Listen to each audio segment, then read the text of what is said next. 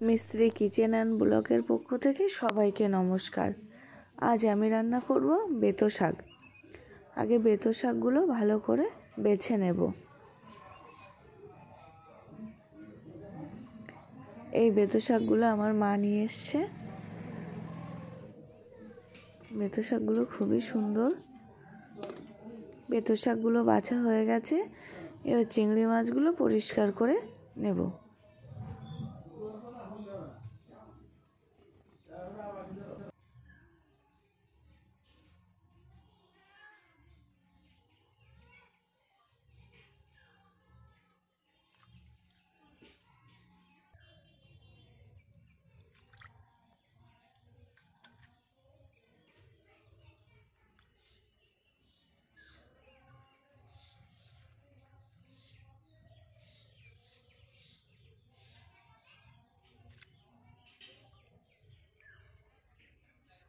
চিংড়ি মাছ পরিষ্কার করা হয়ে গেছে।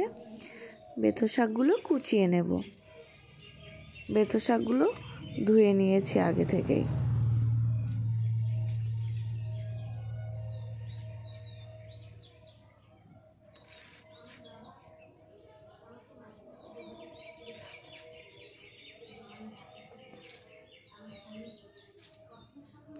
বেতো শাক কুচানো হয়ে গেছে, উনুনটা ধরিয়ে নিলাম।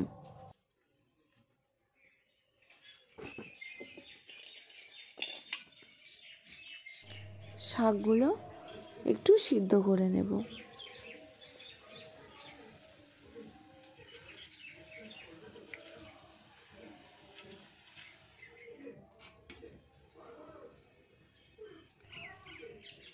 একটু ঢাকা দিয়ে দিলাম।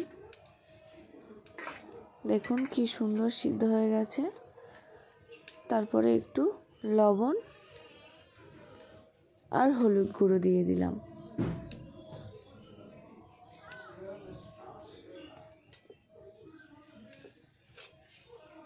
লবণ হলুদ দেওয়ার পরে না শাকের মধ্যে থেকে একটু জল বের হয়েছে। সিদ্ধ হয়ে গেছে, নামিয়ে নিলাম।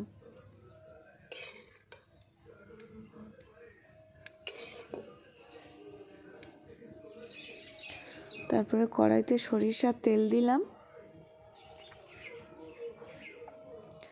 চিংড়ি মাছের মধ্যে লবণ আর হলুদ দিয়ে চিংড়ি মাছগুলো ভেজে নেব।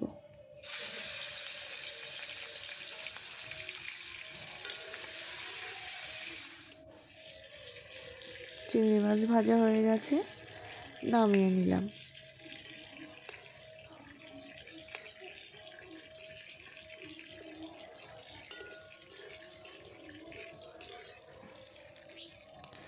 চিংড়ি মাছ ভাজার যে তেল ছিল তার মধ্যে দুটো শুকনো লঙ্কা ফোড়ন দিলাম।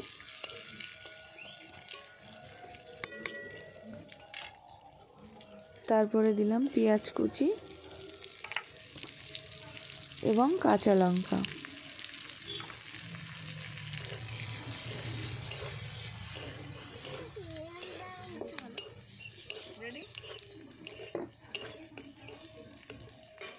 পেঁয়াজ আর কাঁচা লঙ্কা লাল লাল করে ভেজে নিয়ে তার মধ্যে দিয়ে দিলাম বেতো শাক।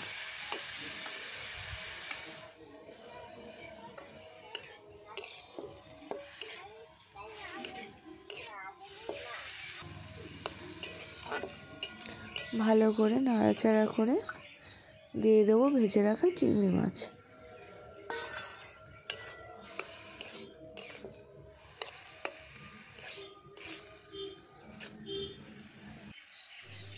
একটু দিয়ে দিলাম ধনেপাতা কুচি।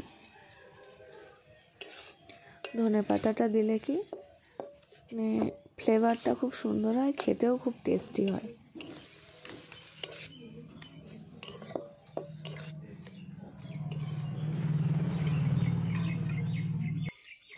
বেতো শাক রান্না করা হয়ে গেছে, নামিয়ে নিলাম। শীতের সময় ছাড়া কিন্তু বেতো শাক পাওয়া যায় না। বেতো শাক খেতে খুবই টেস্টি হয়। কেমন হয়েছে বেতো শাক রান্না কমেন্টে জানাবেন। ভালো লাগলে একটা লাইক করবেন।